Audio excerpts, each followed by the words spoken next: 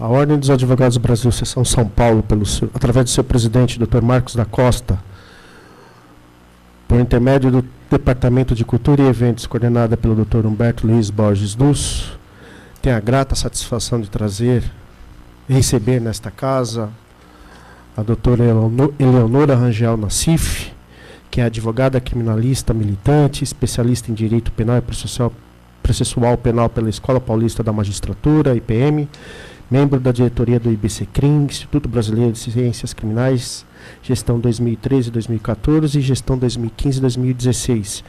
Conselheira titular representando a OAB São Paulo no Conselho Deliberativo do Programa Estadual de Proteção a Testemunhas, Provita São Paulo, membro do Instituto de Defesa do Direito de Defesa, IDDD, membro da Comissão de Política Criminal e Penitenciária da OAB São Paulo, professora da Escola Superior de Advocacia da OAB São Paulo, ESA, e Núcleo Campinas e Núcleo Capital, que irá proferir palestra sobre o tema A Influência da Mídia no Processo Penal. Também aqui compondo a mesa o doutor Rafael de Souza Lira, que será o debatedor. E ao final da palestra, o doutor Rafael vai sortear o livro Mídia Sensacionalista, um segredo de justiça como regra. E também o doutor Mauro Otávio Nassif, advogado criminalista, eleito advogado criminalista do ano em 1993. Foi isso, doutor Nassif? É. O aluno nunca esquece. Depois da leitura deste pequeno currículo da doutora Eleonora, só me resta passar a palavra a Vossa Excelência. Esse tema, a influência da mídia no processo penal, é um tema que é muito, muito interessante, extremamente atual. Não é à toa que esse auditório hoje está aqui lotado. É um tema que particularmente me chamou a atenção quando em 2006 eu advogava junto ao Dr. Nassif no caso Richthofen. E naquela época a Suzane estava presa, uma prisão domiciliar, era uma figura um pouco construída na época, porque ainda não tinha a lei 12.403 que prevê as prisões cautelares alternativas, mas na época ela estava em prisão provisória em casa. Não era essa, doutor Nassif, a figura? E nós, como advogados, fomos visitá-la num final de semana para conversar, para debatermos sobre a nossa tese, que era a coação moral irresistível, a inexigibilidade de conduta adversa.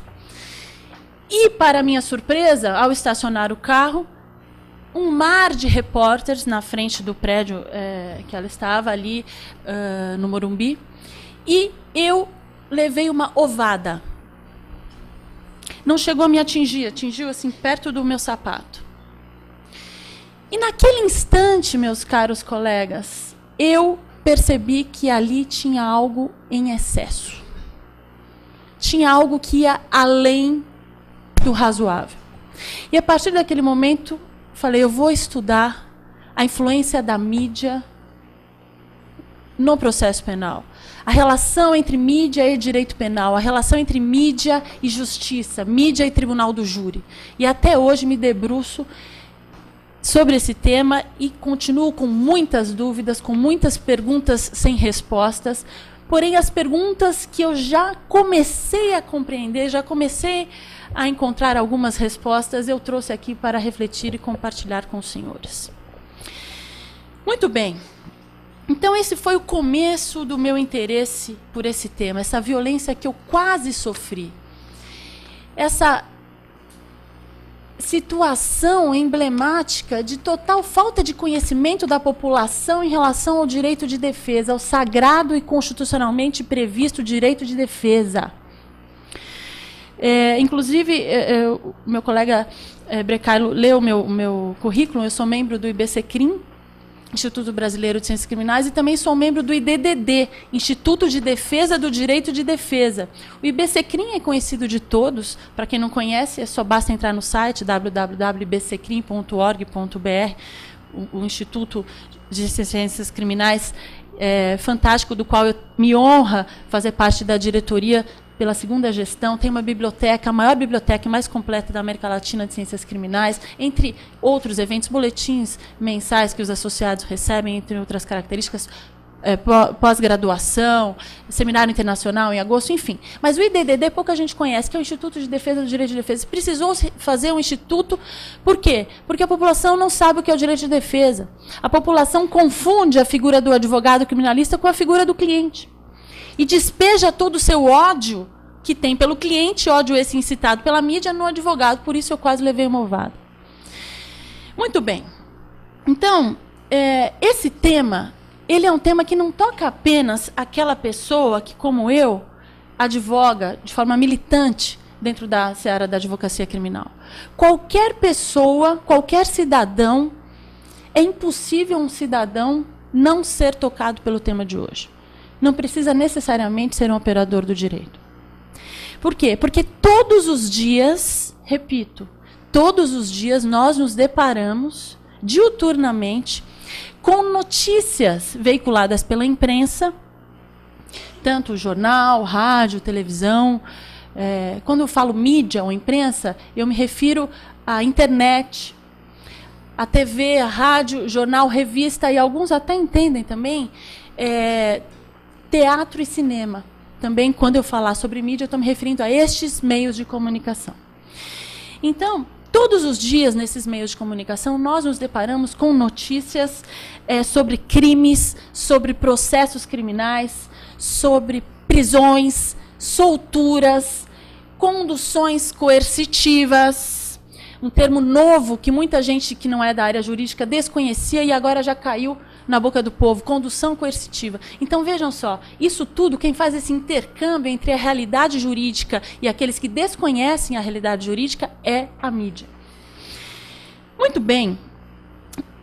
E essas matérias relacionadas à área jurídica, elas que deveriam ter um caráter meramente informativo, facilmente descambam para uma exploração sensacionalista de determinados temas. Vide o caso Escola Base, que é um caso, junto, acho que com um dos irmãos Naves, um dos mais emblemáticos nessa matéria. E pouca gente sabe que o caso da Escola Base, da Escola Infantil Base, nem chegou a ter denúncia recebida. O inquérito policial foi arquivado. E, no entanto, a vida daquelas pessoas foi totalmente destruída neste ínterim do inquérito policial da fase inquisitiva. Então, é um aspecto interessante. Não houve nem denúncia, não houve processo. O inquérito, no caso da Escola Base, foi arquivado por falta de provas. Muito bem. Então, eu trouxe aqui alguns slides que rapidamente eu vou comentar com vocês. Essa capa aqui da revista Época, o goleiro Bruno, que posteriormente todos sabem, foi condenado, julgado e tal, mas nessa fase aqui, indefensável, as novas confissões e os detalhes macabros do crime que chocou o Brasil e levou um ídolo do futebol para a cadeia. O que eu quero chamar a atenção para essa capa aqui é o fato de que, neste momento aqui, não havia sequer inquérito policial instaurado. Não havia inquérito. O Bruno era mero suspeito, não havia inquérito. Então vejam como a imprensa é afoita e logo já noticia na capa de uma das revistas de maior circulação do país algo que poderia ter tido um destino como aconteceu com a Escola Base, que nem teve denúncia recebida. Nesse caso, nós sabemos que o destino do Bruno foi diferente. Mas vejam como a imprensa é afoita. Nem inquérito policial instaurado havia neste momento, quando essa capa foi editada. Muito bem. E o que eu quero chamar a atenção, colegas, é que este pré-julgamento feito pela mídia, essa exploração sensacionalista em relação a alguns casos criminais, os reflexos disso não se limita apenas à figura daquele que é suspeito, investigado ou réu, acusado num processo criminal.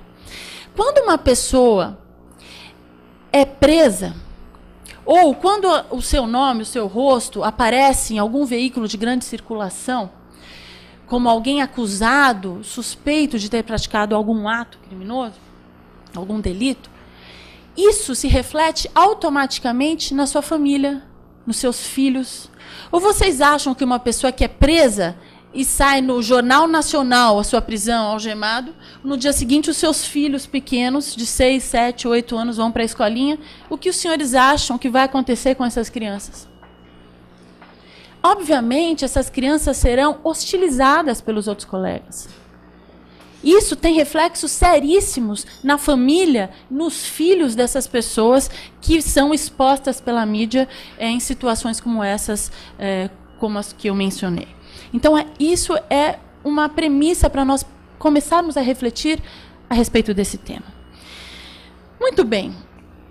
Então, é interessante que, normalmente, essa exploração sensacionalista, ela é feita de modo a fazer uma espécie de campanha pela condenação de alguém.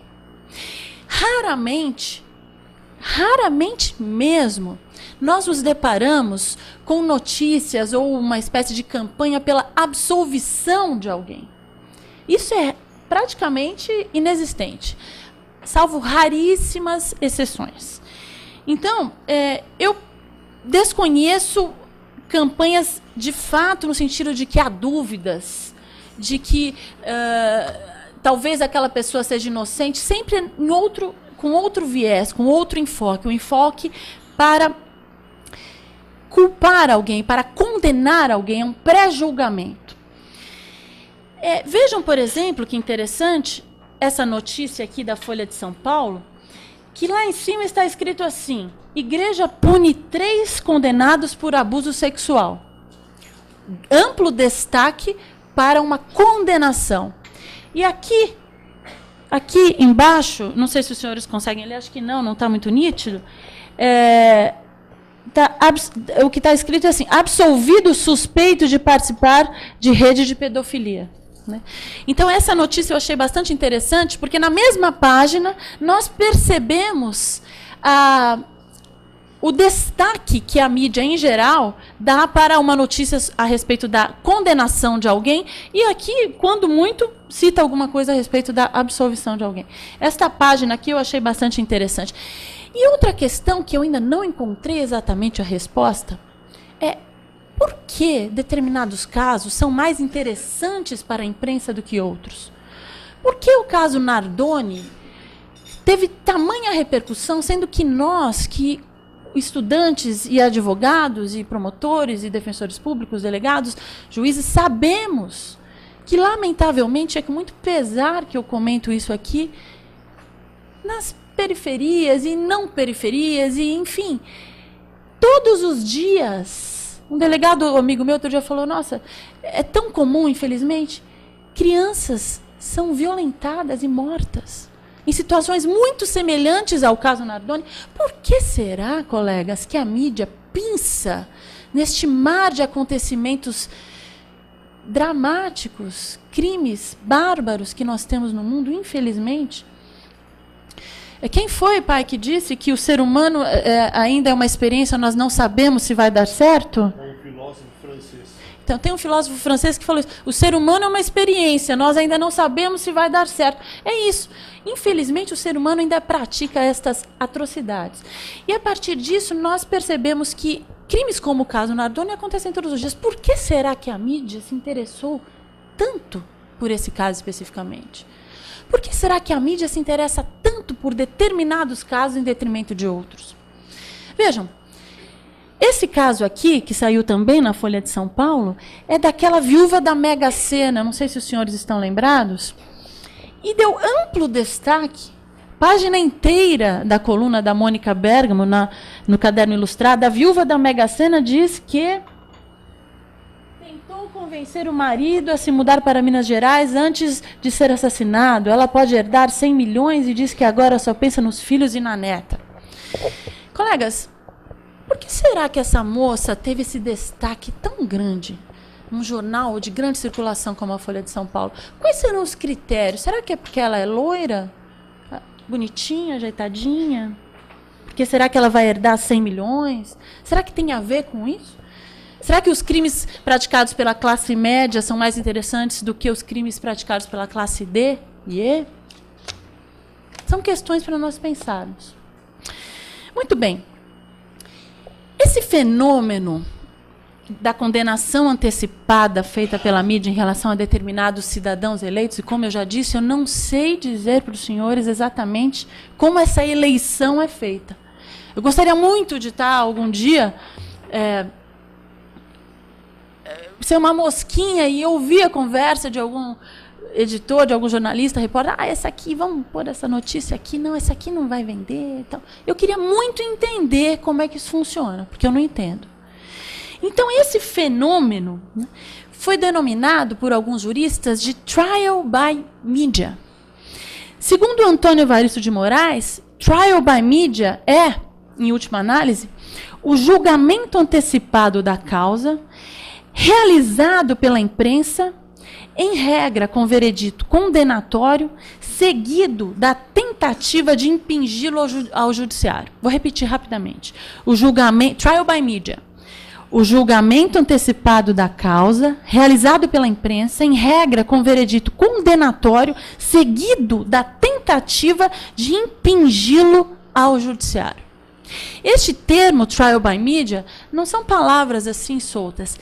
Essa expressão ela tem sido usada em pareceres, em sentenças de magistrados, e é importante que os senhores saibam o que significa trial by media. Inclusive, eu trouxe para os senhores aqui um artigo que saiu no Conjur, no Consultor Jurídico, dia 28 de janeiro de 2016, agora, e um artigo intitulado Em parecer, banca inglesa diz que condução da Lava Jato afronta Estado de Direito.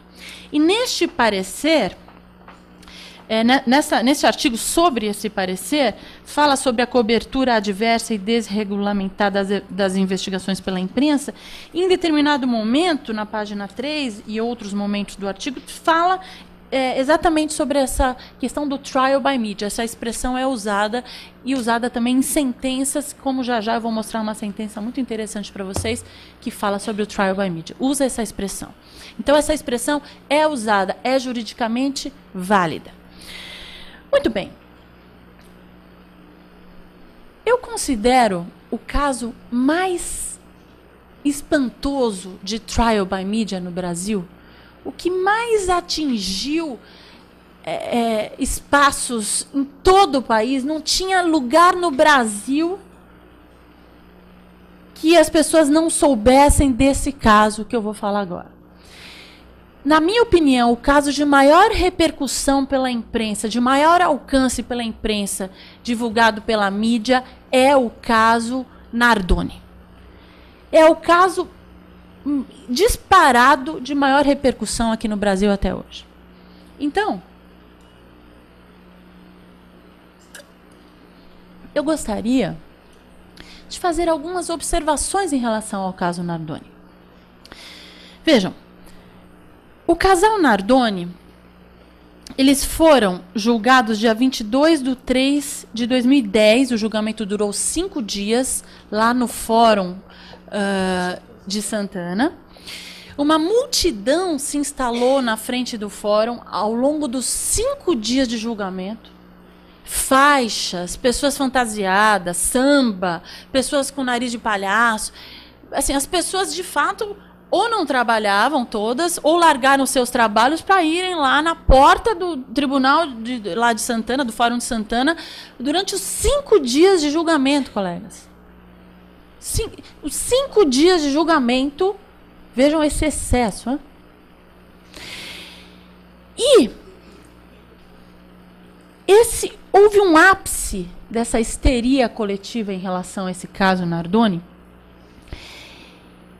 com um lamentável episódio no qual o advogado de defesa, num desses dias que chegava para trabalhar, para defender o seu cliente, o seu assistido, o seu cliente, esse advogado, ele foi agredido fisicamente por uma das pessoas que compunha aquela multidão. Os senhores devem estar lembrados, com um chute nas nádegas, um chute na bunda. Ele levou um chute de uma pessoa que estava ali. Esse chute, colegas, ele representa Muitas coisas. Em primeiro lugar, ele representa algo seríssimo, que, como eu já disse ao início, é o total desconhecimento da população em relação ao direito de defesa, ao sagrado direito de defesa, que está lá no artigo 5º, inciso 55 da Constituição, que fala do contraditório da ampla defesa, bem como o 133 também da Carta da República, que fala sobre a indispensabilidade do advogado à administração da justiça. A população que desconhece esses preceitos constitucionais sagrados, conquistados a duras penas, confundiu mais uma vez a figura do advogado com a figura do réu. E esse chute representa exatamente essa confusão. Essa confusão que é incitada pela mídia, sem dúvida nenhuma. Eu quase levei uma ovada, esse advogado levou um chute. Qual será o próximo passo? Será que vai chegar um momento que nós, advogados, vamos precisar ser super-homens ou super-mulheres para assumirmos uma causa de grande repercussão midiática? Porque corremos risco até mesmo de vida? Será que vai chegar um momento que isso vai acontecer? Será que vai ter que morrer algum advogado ou ser gravemente ferido para que a mídia tome outros rumos em relação à cobertura de determinados casos criminais? Esse chute representa exatamente isso. Porque o advogado, ele não defende o crime. É muito importante que isso fique claro. Eu sempre falo isso para os meus alunos que ainda estão decidindo qual área do direito vão escolher. A advocacia criminal é algo belíssimo. Nós temos que ter muito orgulho da nossa profissão, da nossa carreira. É uma carreira nobre. É uma carreira livre. No entanto, é importante deixar claro que o advogado não defende o crime, não defende o ilícito. Defende, sim, o criminoso. A pessoa que praticou um crime, não um crime. Né? O advogado atua para que o acusado tenha seus direitos assegurados dentro do devido processo legal. Em última instância, o direito de defesa, e por isso eu ressaltei o IDDD, o Instituto de Defesa do Direito de Defesa, logo no início, porque foi preciso criar um instituto para que isso ficasse mais claro ainda, para que um grupo de advogados lutasse por esses esclarecimentos junto à população. Em última instância, o direito de defesa consiste em defender o direito a ter direitos. Nada mais do que isso. Inclusive, existem vários caminhos para defender alguém. Quando a gente vê uma capa como essa aqui, do goleiro Bruno, é interessante, porque a revista fala indefensável. O que um jornalista, um repórter sabe sobre defender alguém? A absolvição não é o único caminho. Quem milita no tribunal do júri, hoje eu ressalto bastante a questão do júri, eu sei que nós temos vários outros casos midiáticos que não são relacionados ao júri, mas é porque o júri desperta paixões. O homicídio é o crime mais democrático que tem. Qualquer um pode praticar um homicídio, dependendo das circunstâncias nas quais a pessoa se encontra. A lei manda e autoriza alguém matar para não morrer, a legítima defesa. É um homicídio. Há excludente de antijuridicidade, há excludente de ilicitude, mas a pessoa mata. E a lei deixa, autoriza. Então, vejam, no tribunal do júri não é apenas a absolvição uma tese possível, existem tantas outras. O Dr. Mauro Nassif tem uma aula brilhante que ele fala para os seus alunos lá da ESA sobre teses de defesa, né? Tem a desclassificação, a inexigibilidade de conduta diversa, a negativa, que ele considera a tese mais linda de todas, a mais misteriosa. Mas existem tantas outras, né? Derrubar as qualificadoras, tantas e tantas e tantas e tantas teses. Né? Obediência hierárquica, coação moral irresistível, a própria legítima defesa, né? A participação de menor importância, são tantas teses. Né? E, no entanto, isso é tão mal compreendido com uma visão maniqueísta de que apenas culpado ou inocente. E a arte do advogado, de ouvir, de abrir sua escuta para o cliente e conseguir enquadrar aquela fala, aquela emoção dentro de uma tese jurídica. É um trabalho belíssimo, do qual eu tenho muito orgulho de exercer. Muito bem. Então, a mídia pinta uma figura do acusado e demoniza o acusado, de tal forma que o acusado se torna um monstro. E um monstro aos olhos da população deixa de ser humano. E, portanto, deixa de ser sujeito de direitos. Porque se alguém não é humano, não é sujeito. E não é sujeito de direitos. Eu trouxe aqui para vocês também um artigo muito interessante do ex-ministro já falecido, Márcio Tomás Bastos, que é um dos fundadores do DDD, inclusive, e onde o Márcio dizia o seguinte: em 1999, este é um livro, e tem um dos artigos que se chama Júri e Mídia. O livro se chama Tribunal do Júri, Estudo sobre a mais democrática instituição jurídica brasileira. Coordenação Rogério Lauria Tucci, editora Revista dos Tribunais. E nesse artigo, lá em 1999, o Márcio Tomás Bastos já falava tudo isso que eu estou falando hoje. Então, vejam, lá em 99, ele já percebeu a gravidade disso tudo. Em 99, que a internet não tinha a força e o alcance que tem hoje em dia, as coisas com a globalização, com o aumento da velocidade dos meios de comunicação, em tempo real nós acompanhamos tudo. Né? Eu, quando leio o jornal de manhã, chega à tarde eu já estou desatualizada. Às vezes até eu converso com o doutor Nassif e ele fala: você não está sabendo disso? Você mora na Lua? Eu falei: não, é porque eu li o jornal de manhã, não passo o dia inteiro checando as informações, porque parece que se você não sabe algo que aconteceu há 3 minutos atrás, você já está desatualizado, mora em Marte, como ele brinca. Então, por quê? Porque a velocidade da informação hoje em dia é muito mais complicado isso tudo do que em 99. E esse artigo, em 99, parece até que já previa que isso tudo, que nós iríamos entrar nesse caos que nós vivemos hoje em dia em relação a isso. Tudo que eu estou trazendo aqui para vocês. Muito bem. E esse fascínio, né? Esse fascínio, existe um fascínio em relação a determinados casos criminais, especialmente em relação ao crime de homicídio. Eu duvido que alguém, quando está no trânsito, aquele tremendo trânsito na 23 de maio, e daí a gente, depois de 40 minutos parado, quando o carro vai um pouquinho, a gente vê que tem uma pessoa ali estendida, morta. Um motoboy foi atropelado e morreu. E está ali o corpo dele deitado no chão, morto. Para o trânsito. Para o trânsito. Porque o ser humano não consegue deixar de desacelerar o carro para olhar um pouco para aquele corpo ali estendido. Isso é da natureza do ser humano. Eu faço isso. É praticamente impossível ignorar aquela pessoa morta ali no chão e seguir em frente. Existe um fascínio, existe uma atração em relação a esses casos, a esses crimes, a vida, a morte, isso tudo envolve, é um mistério, são coisas que nós não temos respostas. E isso fascina, atrai, hipnotiza.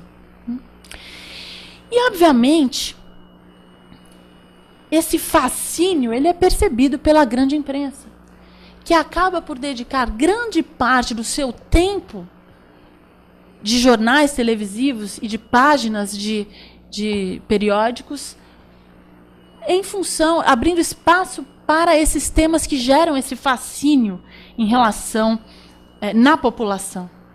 Né? E é muito interessante, eu fui estudar um pouco para ver se eu conseguia entender o porquê desse fascínio, me entender também. Né? E o professor Sérgio Salomão Shekhayra, ainda que sob uma ótica psicanalítica, ele em um artigo ele consegue explicar um pouco disso. Eu fiquei um pouco mais tranquila, não totalmente, mas vejam que interessante o que o Shekhayra fala. Ele fala o seguinte, que um dos fatores que reforça esse fascínio das pessoas em relação à criminalidade é justamente porque é diferenciando-se do criminoso que não se deixa dúvidas quanto à condição de pessoas honestas que cada um atribui a si próprio. Vou repetir.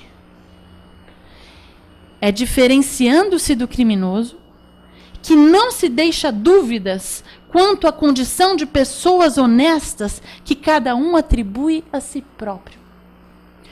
O que o Shekhayra está querendo dizer com isso?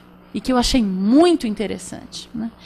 que quando nós colocamos o dedo na face alheia, esse aí, nossa, é um criminoso. Como pode fazer algo tão bárbaro? Né? Quando determinadas pessoas se plantam na frente de um fórum durante 5 dias com faixas, clamando por justiça de pessoas que nem conhecem. Quando nós afirmamos que alguém é um monstro, que é culpado de algo terrível, apontamos o dedo na face alheia, na verdade, segundo essa ótica, pelo que eu pude compreender, nós estamos nos diferenciando daquela pessoa. Quanto mais inflamados, quanto mais indignados nós nos tornamos em relação a determinada conduta, nós estamos, no fundo, tentando nos descolar daquela figura. Dizer, ele é muito, muito perverso, é muito mau. Que atitude terrível. Eu jamais faria isso.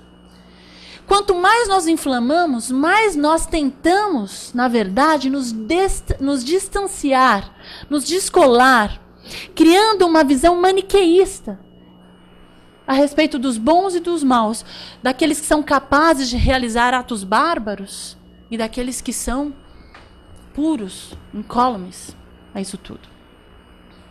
Esse aspecto mais psicológico, mais psicanalítico até, é muito interessante, principalmente para quem atua ou quer atuar no tribunal do júri. Não dá para não estudar um pouco de psicologia, de psicanálise para atuar no tribunal do júri. Tanto para compreender o seu próprio cliente, tanto para compreender um pouco a cabeça dos jurados que vão julgar aquela pessoa que está ali sendo acusada. Então eu sempre indico Freud, que as pessoas falam, o Freud está ultrapassado. Nunca foi tão atual Freud. Mal-estar na civilização e Totem e Tabu são leituras obrigatórias para quem quer entender um pouquinho mais do que é ser humano e dissolver, derreter essa visão maniqueísta a respeito do ser humano, para a gente poder olhar. A minha tentativa aqui não é trazer uma verdade para vocês, é simplesmente que a gente possa ampliar a nossa visão a respeito desse tema. Eu não tenho as respostas. Me interessa muito, depois das perguntas, saber o que vocês pensam, o que o Dr. Rafael Lira pensa, que pesquisou a fundo e de forma muito séria esse tema. Então, o que eu quero é que a gente consiga ter uma visão menos rasa em relação a isso tudo. E também tem um outro brasileiro, psicanalista, Jurandir Freire Costa, que escreveu um livro muito bom para quem tiver interesse, Violência e Psicanálise. É interessantíssimo também.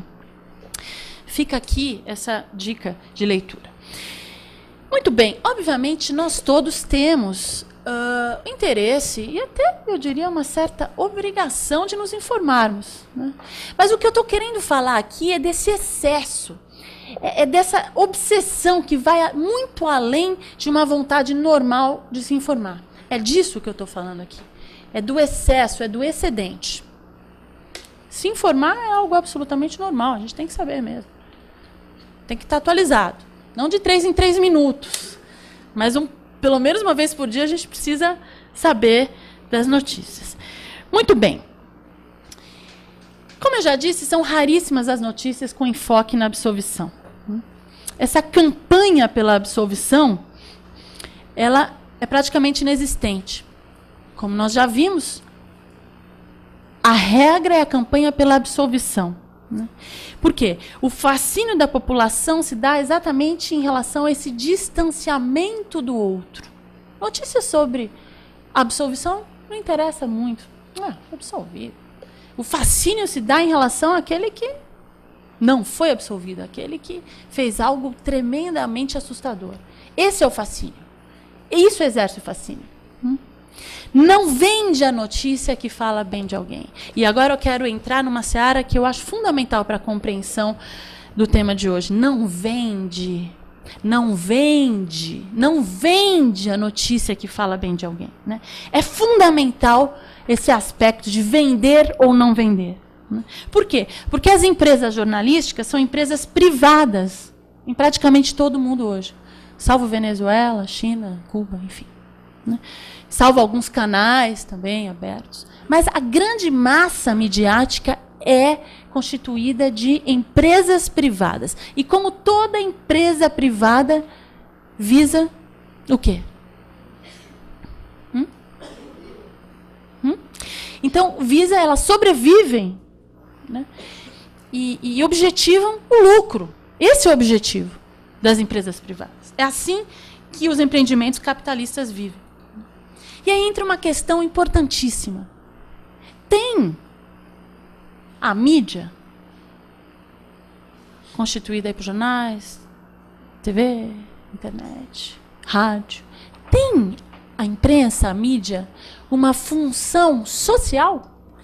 Será que a imprensa tem uma função social? Será? Vejam, quando um fato ocorre, qualquer que seja ele, a imprensa ela faz esse intercâmbio entre algo que aconteceu, a realidade, e aqueles que desconhecem essa realidade. A imprensa faz esse intercâmbio, ela leva a notícia da realidade para aqueles que desconhecem, que só vão conhecer através da imprensa. Mas nós não podemos deixar de observar que, ao fazer esse intercâmbio, o jornalista, ele redimensiona a notícia, ele reinterpreta a notícia, de acordo com seus próprios valores, com a sua própria ótica, com a sua própria ética, com a sua própria religião, com o próprio... com a própria inclinação do meio de comunicação no qual esse jornalista trabalha. Então, é importante esse aspecto de que, ao fazer esse intercâmbio, tudo é redimensionado, é interpretado, é reinterpretado. Não é à toa que nós dizemos que a imprensa é o quarto poder, justamente por essa capacidade de criar a realidade, ao invés de ser meramente um reflexo dessa realidade. Porque quando um jornalista reinterpreta e redimensiona e faz uma releitura de um fato que ocorreu, ele está, na verdade, criando a realidade para aqueles que desconhecem a realidade. Por isso, o quarto poder é um poder muito grande, criar uma realidade a partir de uma ótica própria. Então, hoje em dia, quando nós falamos em opinião pública, isso é impossível. O que nós temos é opinião publicada. Jamais é opinião pública. Clamor público, colegas, não existe. Quando o juiz fundamenta que denega a liberdade provisória de alguém com base no clamor público, que clamor público é esse, colegas? É o clamor publicado. O clamor público não existe. Então, quando nós pensamos nessa função social da mídia, o que dá para perceber com muita facilidade é que essa função social, se é que ela existe, ela está totalmente desvirtuada. De acordo com interesses próprios, interesses de viés capitalista dessas empresas jornalísticas. Tanto que é interessante, a gente já sabe que vai ler na Carta Capital determinado olhar sobre a realidade, na Veja outro determinado olhar, na TV, no Jornal da Cultura a gente já sabe que vai ter um enfoque assim, na Globo News vai ter outro. A gente sabe mais ou menos qual vai ser a leitura de todos os meios de comunicação, porque é muito nítido como cada um constrói a realidade.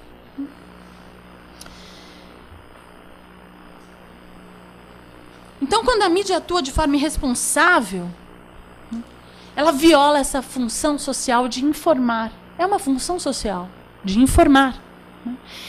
E os seguintes princípios jurídicos são violados: o devido processo legal, a ampla defesa, a presunção de inocência, o princípio da dignidade humana, e a Constituição também assegura o direito à intimidade, à vida privada, à honra e à imagem das pessoas. Né? Lembrando sempre que no âmbito do tribunal do júri, que hoje eu mencionei aqui, a gente não fala em ampla defesa, a gente fala em plenitude de defesa, que é mais do que ampla defesa. Amplo é algo vasto, mas pleno é algo completo, perfeito, absoluto. No âmbito do tribunal do júri é mais do que ampla defesa, é a plena defesa. Muito bem.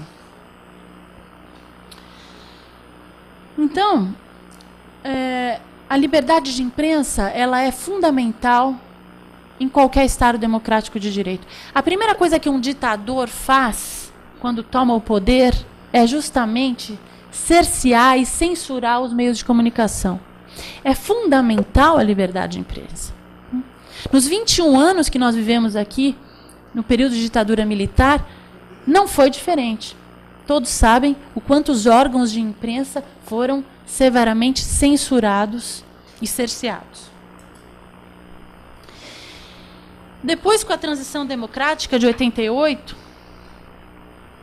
a Carta da República de 88 trouxe lá no artigo 5º, que cuida justamente dos direitos fundamentais, no inciso 4, o seguinte: é livre a manifestação do pensamento, sendo vedado o anonimato. E continua ainda no artigo 5º, inciso 9, é livre a expressão de atividade intelectual, artística, científica e de comunicação, independentemente de censura ou licença. Vejam só a preocupação do legislador constitucional em relação a esse assunto.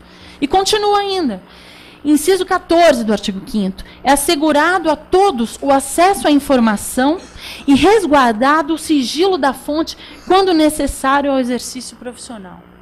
Então, vejam bem. Aqui no inciso 14 fala: é assegurar a todos o acesso à informação. O acesso à informação é um direito que nós temos de acesso à informação. E aí eu pergunto: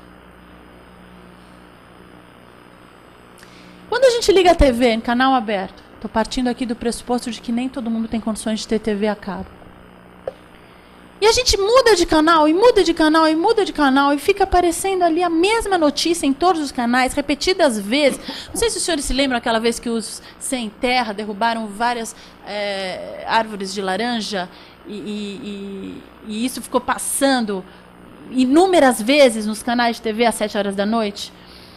Eu me lembro que eu estava na padaria, e daí eles ficavam mudando de canal ali, TV aberta, e todos os canais estavam passando aquela cena do sem terra derrubando as laranjeiras. E isso viola o nosso direito de acesso à informação. Quando todos os canais veiculam a mesma notícia repetidas vezes, como se nada mais estivesse acontecendo no mundo.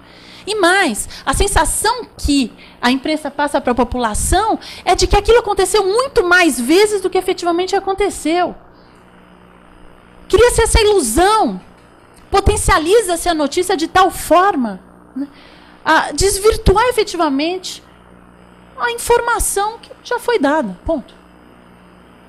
Vocês já devem ter observado que algumas notícias são repetidas à exaustão, né? E isso viola o direito à informação. Nós queremos saber sobre outras coisas. Vou além, nós queremos saber de coisas boas também. Tantas coisas boas acontecem no mundo, tantas iniciativas louváveis, pouco elas aparecem para nos inspirar. Por que será?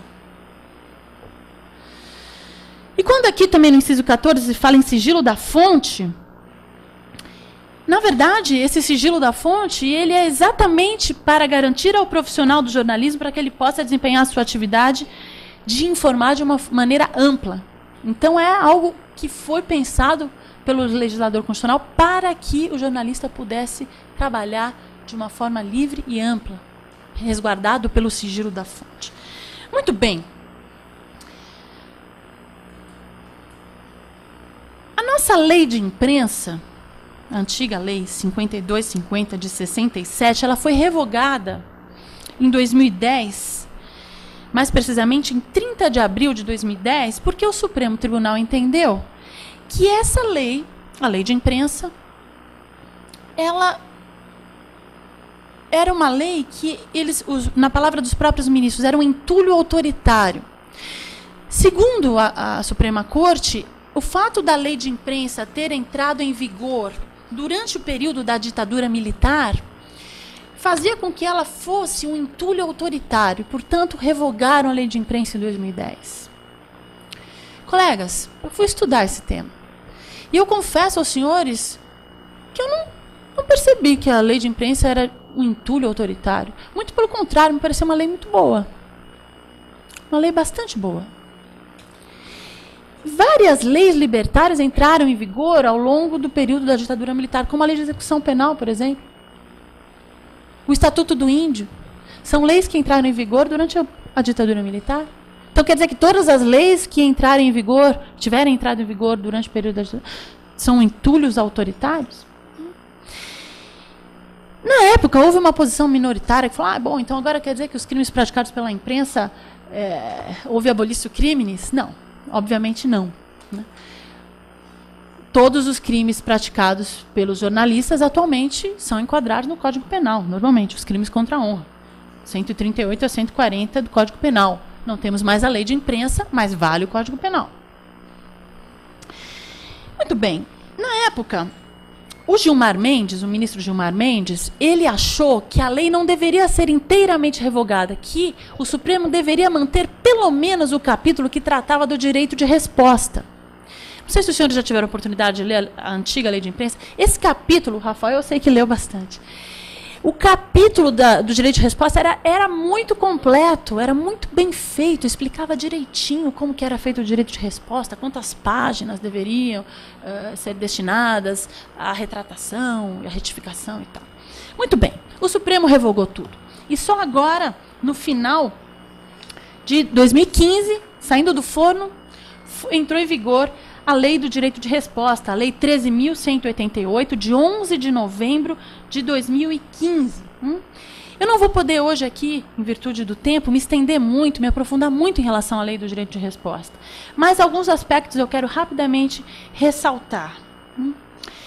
Bem, a exemplo da antiga Lei de Imprensa, está previsto que a retificação deverá ocupar o mesmo espaço ou duração da violação daquele que se sentiu violado. Então, se for na televisão, o mesmo tempo. Se for no jornal, o mesmo espaço. Isso está previsto na nova Lei do Direito de Resposta. Uma novidade trazida pela lei é um aspecto da tentativa de resolver essa questão da retificação por via extrajudicial. Então, aquele que se sentiu vitimado em relação a algum órgão algum meio de comunicação, pode mandar um comunicado com um aviso de recebimento, diz a lei, pedindo para que aquele órgão de comunicação se retifique, que faça efetivamente o direito de resposta. E se isso não for feito, o prazo é super rapidinho para o juiz, isso é na via extrajudicial, né? E, então, em 24 horas, se o meio de comunicação não retificar, vai para o juiz que em 10 dias determina que aquele órgão se retifique, né? E pode, inclusive, começar a aplicar uma multa diária, alterar esses valores. E essa celeridade, essa preocupação do legislador, o projeto foi do senador Roberto Requião, do PMDB, é justamente para evitar que o dano se amplie ainda mais. Por isso essa preocupação em relação à celeridade, né? Alguns disseram, mas essa lei é uma lei que cerceia a liberdade de imprensa, né, censura. De forma alguma. O artigo 5º, inciso 5 da Constituição Federal, fala claramente do direito de resposta. Está previsto na Carta da República. O cidadão tem o direito de resposta, né? É um direito fundamental para o cidadão se defender dos abusos. Porque, obviamente, que o cidadão é a figura mais fraca frente a meios de comunicação com uma força absurda, o quarto poder, né? Então, é nesse sentido que o legislador pensou no cidadão que é a ponta mais fraca da 13.188, de 2015, é o número da lei. Na busca desse equilíbrio, portanto, entrou em vigor a Lei do Direito de Resposta, que antes da entrada em vigor, havia uma lacuna. Após a revogação da lei de imprensa até novembro de 2015, havia uma lacuna. Era o arbítrio do magistrado dar o direito de resposta ou não. E foi retirado do texto um aspecto relacionado a um dispositivo que previa que o ofendido pudesse optar por ele pessoalmente exercer o direito de resposta. A exemplo do que já acontecia na antiga lei, não pode o ofendido ele mesmo exercitar o seu direito de resposta. Ele pode escrever, por exemplo, para um jornal televisivo e o próprio jornal vai ler o direito de resposta. Eu trouxe aqui um exemplo que em 20 segundos ilustra bem esse aspecto do direito de resposta e que a nossa atual lei copiou e colou o que já existia no direito, na lei de imprensa. E aqui, em 1994, um direito de resposta histórico do Leonel Brizola, que foi lido pelo Cid Moreira no Jornal Nacional. Vejam só. Em cumprimento à sentença do juiz de direito da 18ª Vara Criminal da cidade do Rio de Janeiro, em ação de direito de resposta movida contra a TV Globo, Passamos a transmitir a nota de resposta do senhor Leonel de Moura Brizola. Todos sabem que eu, Leonel Brizola, só posso ocupar espaço na Globo quando amparado pela justiça. Aqui cita o meu nome para ser intrigado, desmerecido e achincalhado perante o povo brasileiro. Quinta-feira, nesse mesmo Jornal Nacional, a pretexto de citar a editorial de O Globo, fui acusado na minha honra, e pior, apontado como alguém de mente senil. Ora, tenho 70 anos, 16 a menos que meu difamador Roberto Marinho, que tem 86 anos. Se é esse o conceito que tem sobre os homens de cabelos brancos, que os use para si. Não reconheço a Globo autoridade em matéria de liberdade de imprensa e basta para isso olhar a sua longa e cordial convivência com os regimes autoritários e com a ditadura de 20 anos que dominou o nosso país. Todos sabem... Muito bem. Aqui continua, depois quem quiser ver na internet, só puxar no YouTube, que é muito fácil de assistir esse direito de resposta inteiro. Tem 4 minutinhos, mas vamos continuar. Então, é bastante interessante e é exemplo desse episódio que nós funcionamos. É assim que a gente funciona hoje de novo, após a entrada em vigor da nova lei do direito de resposta. Tá bem? Bom, ao mesmo tempo que a Constituição Federal ela garante aos profissionais do jornalismo uma série de direitos de garantia, a mesma Constituição Federal ele se preocupou expressamente em tutelar outros direitos não menos fundamentais à democracia. Então, lá no artigo 5º, inciso 10, está escrito que são invioláveis a intimidade, a vida privada, a honra, a imagem das pessoas, assegurado o direito de indenização pelo dano material ou moral decorrente da sua violação. Vejam só, os donos da escola base, eles foram indenizados? Sim, eles foram indenizados. Porém, alguns danos são irreparáveis, embora indenizáveis. É interessante isso. A força que a imprensa tem de destruir a vida de alguém, embora indenizável o dano, muitas vezes é irreparável. Aquela pessoa fica marcada para sempre. Obrigada. Então, quando a gente pensa nessa questão da liberdade de imprensa, a gente não pode imaginar que isso é ilimitado. Nós não podemos nos confundir liberdade de imprensa com libertinagem de imprensa. São coisas totalmente diferentes. E o que nós nos deparamos hoje é a libertinagem de imprensa, além e muito além, e atropelando a verdadeira liberdade de imprensa. Outro princípio que é sistematicamente violado é o princípio da presunção de inocência. Eu acredito que esse é o princípio mais violado pela mídia, que diz que ninguém será considerado culpado até o trânsito em julgado de sentença penal condenatória. Então, toda pessoa tem direito a que se presuma a sua inocência. Atenção, mesmo que tenha confessado o crime.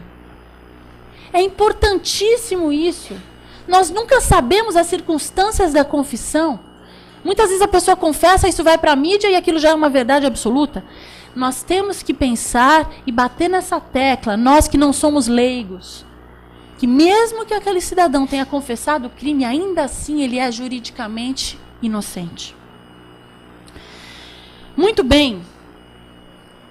Essa capa aqui, dos Nardoni, vou ler para vocês. Para a polícia, não há mais dúvidas sobre a morte de Isabela. Foram eles. Colegas, não estou aqui defendendo o mérito de nada. Nosso estudo é de outro viés. O que eu quero trazer para vocês é o seguinte.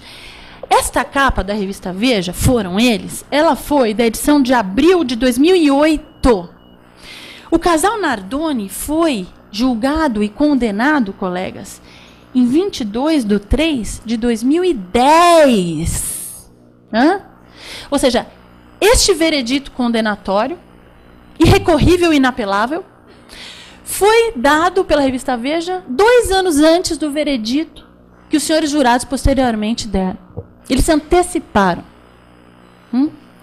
Nós já vamos voltar no caso do Nardoni daqui a pouco. Eu considero isso bastante relevante, bastante interessante, para nós refletirmos sobre esse tema. Foram eles. Foram eles. Vejam essa capa, foram eles. Não tem contraditório, não tem ampla defesa, não tem nada. Foram eles. A Veja disse, está dito. E tem gente que funciona assim, a Veja falou, é verdade. Vocês estão rindo porque é verdade. Meus queridos, outro caso interessante aqui da Carla Sepolina. Vocês devem estar lembrados desse caso? Daquela moça que foi acusada, a Carla Sepolina, que era namorada do coronel Ubiratã, que, por sua vez, foi acusado de comandar o massacre do Carandiru, dos 111 presos. O nosso Instituto Brasileiro de Ciências Criminais, inclusive, foi fundado dias após o massacre do Carandiru, em 1992. Né?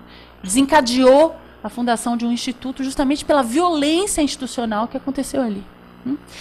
Então, é que essa fica mudando, mas o que interessa aqui é a Carla Sepolina. Vamos voltar. Aí. Muito bem. Então, o que eu quero trazer para vocês é o seguinte. A Carla Sepolina, eu estive lá assistindo ao julgamento. Ela foi, para quem não se lembra, absolvida. Na verdade, foi um processo extremamente confuso. Ela foi impronunciada pelo juiz Anderson Filho. Roberto Anderson Filho, né? É Roberto? Bom, enfim. Roberto Anderson Filho, o juiz do primeiro tribunal do júri da capital. Ela foi impronunciada, foi para a 9ª Câmara do Tribunal de Justiça. O desembargador Souza Neri mandou a júri, né? E daí ela foi julgada. Foi um caso extremamente complicado. E ela foi absolvida. Eu fui assistir o interrogatório dela, brilhante, autodefesa fantástica. Muito bem.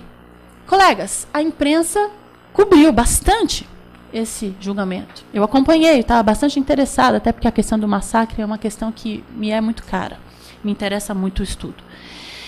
E daí, para minha surpresa, a Folha de São Paulo, que fez toda a cobertura do julgamento, esta é a edição do dia seguinte da absolvição da Carla Sepolina. E eu e o doutor Nassif, até eu me lembro que nós estávamos juntos procurando ali, mas o que será que vão falar da absolvição da Carla? Nossa, tal. E eu procurei, lá, Obama, adota discurso, tal.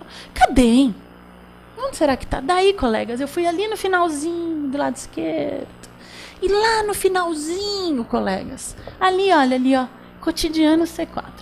Ex-namorada inocentada por morte do coronel Ubiratã.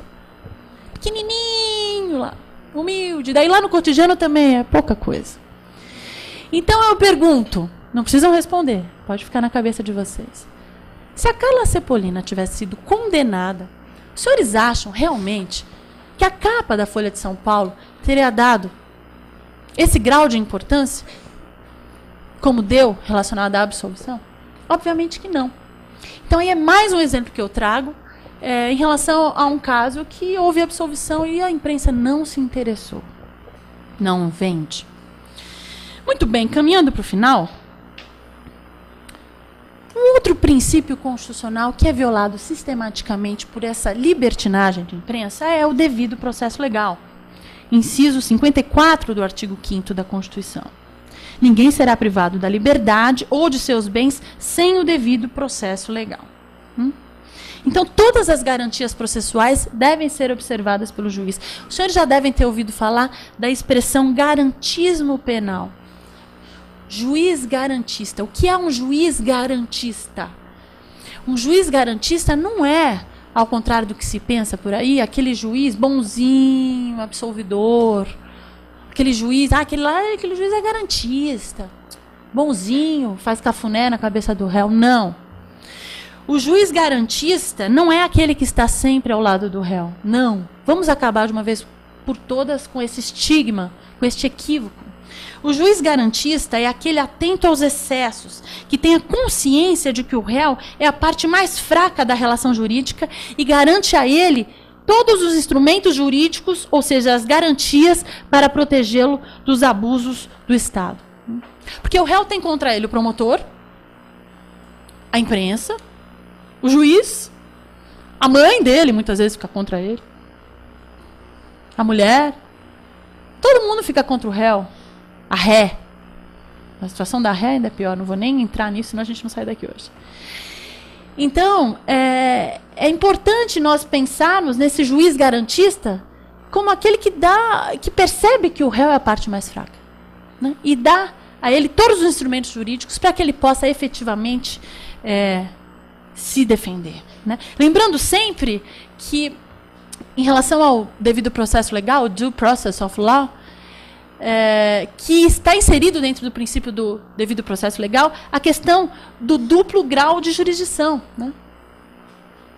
E quando nós temos esse julgamento antecipado pela mídia, o trial by media, nós temos que pensar e levar em consideração que essas decisões, como esta, são inapeláveis, são irrecorríveis, são incontestáveis.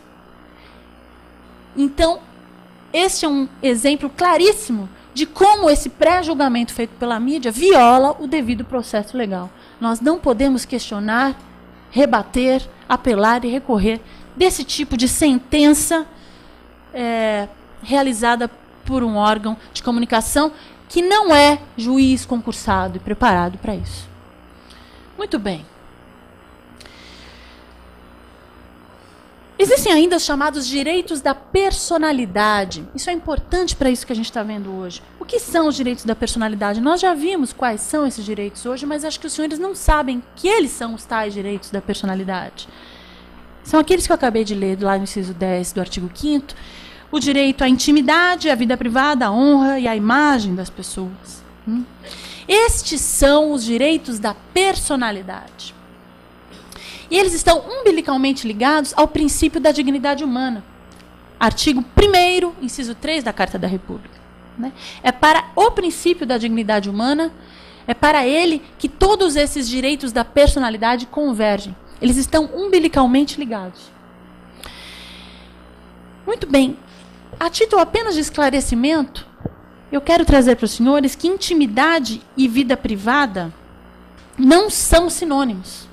É importante diferenciar essas expressões, essas terminologias. A intimidade, ela é um círculo menor. É a relação da pessoa com ela mesma.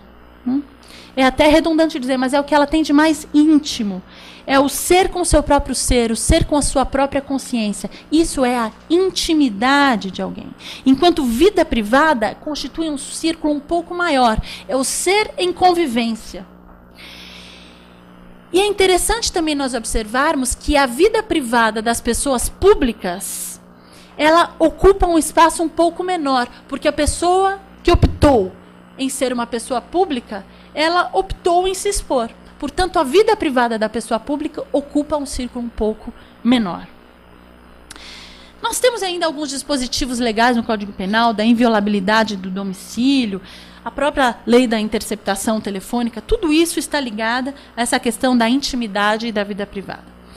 Ainda a honra, que é um outro aspecto dos direitos da personalidade, apenas a título de esclarecimento, honra é algo que varia de tempos em tempos. Antes da Carta da República de 88, era muito comum no plenário do júri, o doutor Nassif, depois, se quiser, pode falar um pouco sobre isso, porque ele militava já no júri nessa época, que fosse levantada a tese da legítima defesa da honra conjugal. O marido que matava a mulher, que adúltera e tal, era legitimado. Muitos jurados absolveram maridos nessa situação, pela tese da legítima defesa da honra conjugal. Depois da Constituição Federal de 88, que equiparou homens e mulheres em direitos e deveres perante a lei, na minha opinião, esta tese se tornou inconstitucional após a Carta da República de 88. Embora o doutor Nassif ache que com a lei do júri 11.689 de 2008, que trouxe aquele quesito genérico, coringa, o quesito coringa, o jurado absolve o acusado, ou seja, as teses não são mais elencadas, discriminadas, todas as teses como era antes de 2008, o doutor Nassif tem uma leitura jurídica e técnica de que, com esse quesito, o jurado absolve o acusado, vale tudo hoje em dia no Tribunal do Júri. Então, até por clemência, até por pena, compaixão e legítima defesa da honra, qualquer coisa, o jurado pode absolver o acusado por causa desse novo quesito que a Lei 11.689 de 2008 trouxe. Mas essa é uma outra aula e outro dia a gente conversa mais sobre isso. Mas só para os senhores saberem que o aspecto ligado à honra varia de tempos em tempos.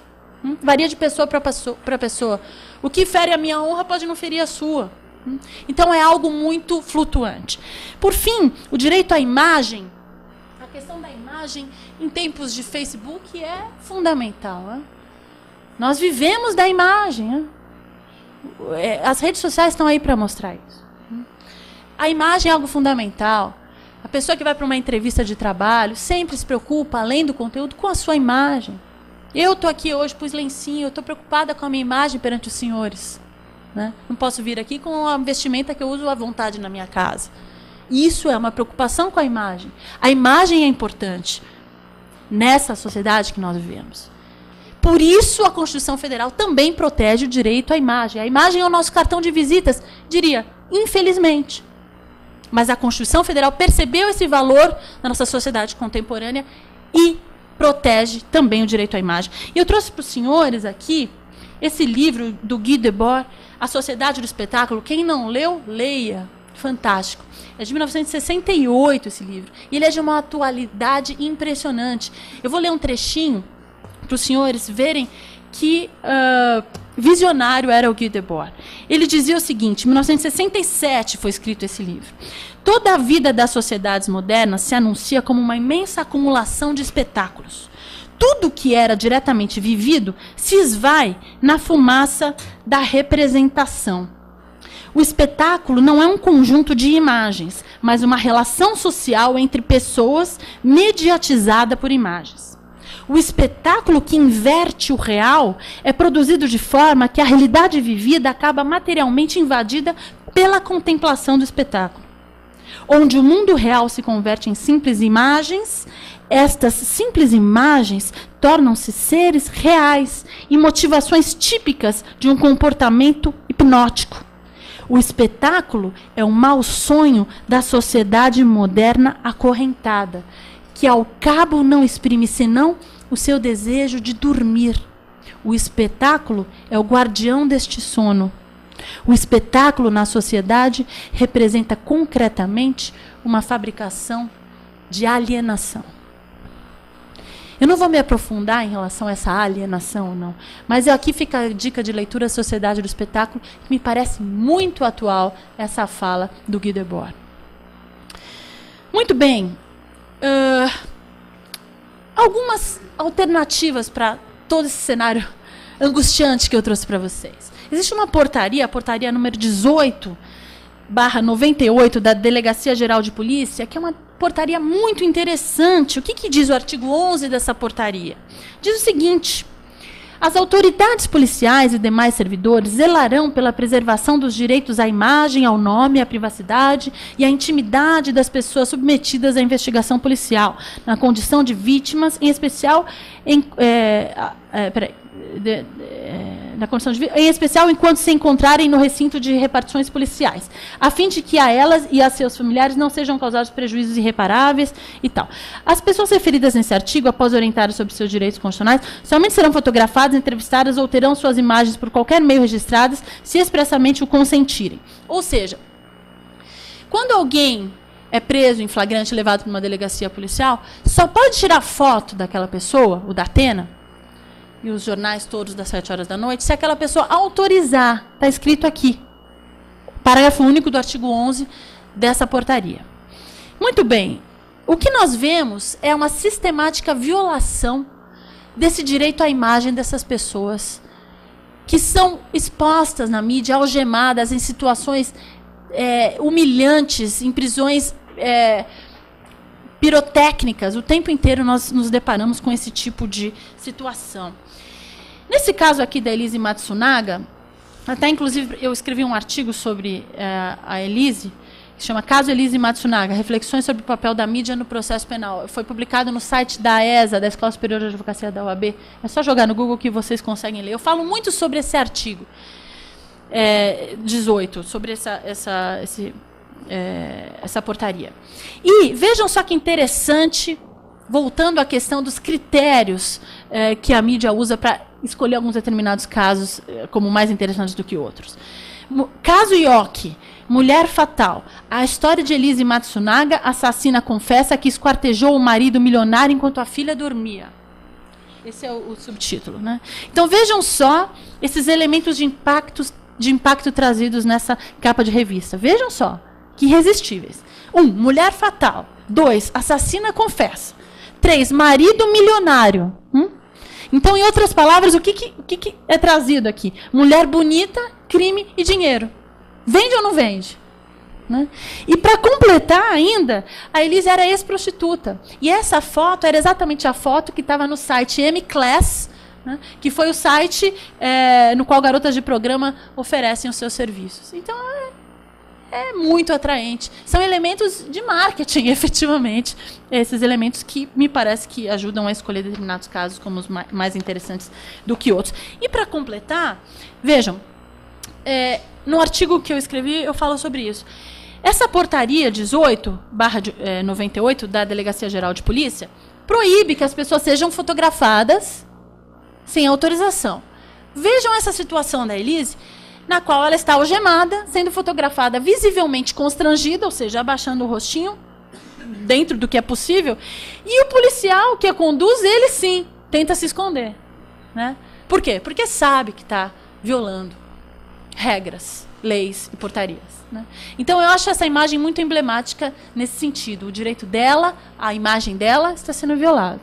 E ele sabe disso, e ele, portanto, tenta se esconder.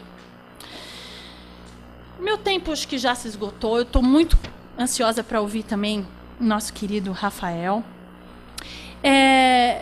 Eu poderia falar mais sobre a influência da mídia nos juízes togados, nos senhores jurados. Existem vários aspectos interessantes. Em relação aos jurados, existem alguns aspectos que a própria Constituição Federal prevê para tentar preservar essa imparcialidade do jurado, né, que é o sigilo das votações e o sigilo das votações e a incomunicabilidade dos jurados. Porém, se nós formos pensar, a incomunicabilidade do jurado, nesses casos de grande repercussão midiática, ela é quebrada antes do dia do julgamento. Porque um caso Nardoni, por exemplo, um caso extremo, os jurados que atuaram no caso Nardoni já conversaram sobre o caso antes do dia do julgamento. Então a incomunicabilidade já foi quebrada. O jurado já expressou sua opinião para outras pessoas, já ouviu ideias sobre o julgamento, porque está tudo na mídia. Então ele chega para o julgamento, a incomunicabilidade já foi quebrada. É um aspecto também para a gente pensar. Né? O desaforamento solucionaria isso? O artigo 427 do CPP, que prevê o desaforamento, né, e uma das 4 hipóteses do desaforamento é a dúvida sobre a imparcialidade do júri. Pode ser. Pode ser que o desaforamento resolva alguns casos pontuais, mas, por exemplo, esse caso Nardoni, eu me lembro que eu estava num congresso no Ceará, em Fortaleza, e no dia da reconstituição do caso Nardoni, que inclusive foi feita durante o dia, né, que foi errado até, não foi no momento, no mesmo horário, que deveria ter sido feito a reconstituição no horário do crime, não foi. E eu me lembro que em Fortaleza, lá longe, as pessoas se aglomeravam em volta da TV que tinham em determinados lugares assim na rua para ver a reconstituição. Se em Fortaleza, tão longe do local dos fatos, havia já essa histeria coletiva em relação a esse caso, será que dá para desaforar para algum lugar? Será que num caso desse nível de repercussão dá para desaforar? Resolveria? Só se for para a Lua, né? Porque no Brasil não daria. Muito bem. Para finalizar, alguns aspectos que nós poderíamos pensar juntos, mesmo que de forma utópica. A exemplo do Estatuto da Criança e do Adolescente, o que prevê o ECA para proteger o menor infrator? Que não seja veiculado o nome e nem a imagem do menor infrator. Só é veiculado pela mídia. A mídia pode informar a respeito de determinado ato infracional praticado pelo menor? Sim, mas de modo a não revelar o nome e a imagem daquele menor. Apenas as iniciais do nome são veiculadas pela mídia. Vocês vão dizer, Eleonora, isso jamais vai passar. Uma lei como essa, que proíba de veicular o nome das pessoas investigadas, suspeitas ou acusadas, processadas perante a justiça criminal. Ok. Mas algo bastante possível seria que pelo menos até denúncia recebida fosse preservado o nome e a imagem dessa pessoa. Isso me parece bastante plausível. Apenas as iniciais da pessoa que está sendo investigada, né, em inquérito policial, fossem veiculadas pela mídia. Só após denúncia recebida e ofertada e recebida que a imagem e o nome efetivamente pudessem ser divulgados. Isso acho que poderia resolver vários casos, como o da escola base, por exemplo, né, que não chegou a ter denúncia recebida. Entre outros aspectos, a questão da interceptação telefônica, né, que efetivamente pessoas que deixem vazar interceptações telefônicas ilegais fossem punidas. Não se pode veicular prova ilegal na mídia, de forma alguma, independentemente de quem seja. Isso não pode. Isso vira uma bagunça no nosso país. Então, que seja, e eu garanto, não há interceptação que vaze sem que alguém do cartório colabore para isso. Vamos ver quem é que colabora para esse tipo de quebra de sigilo. Que abaixa as calças para a imprensa. Quem são essas pessoas? Vamos investigar. Vamos fazer valer essa portaria que ninguém conhece. Quem aqui conhecia essa portaria? Por favor, levanta a mão. Ninguém conhecia.